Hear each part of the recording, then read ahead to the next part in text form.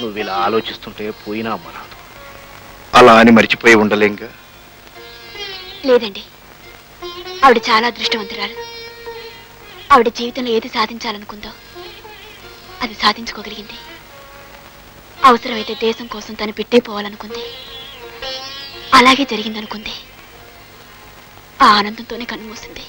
చూడు బాబు, అశుభం జరిగిన ఇంట్లో వెంటనే శుభకార్యం జరగాలంటారు. అందుకే నిన్ను అడిగి పెళ్లికి ముహూర్తం పెట్టించాలనుకుంటున్నాను. ఇప్పుడా? అవును, ఇప్పుడే. లేకపోతే నీ మనసు మరీ పాడవుతుంది. చూడండి, మురళి వాళ్ళ నాన్నగారితో మాట్లాడి మీ చెల్లెలి పెళ్లి కూడా అదే ముహూర్తంలో పెట్టుకోవచ్చు.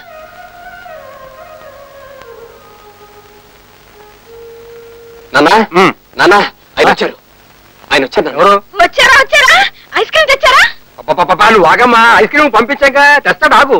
ఎవరా? అదేనా నీతో చెప్పా అమ్మాయి వాళ్ళ అన్నయ్య. ఆయన తినేసి ఉంటా. ఆగమ్మా, నువ్వు తెస్తాడు.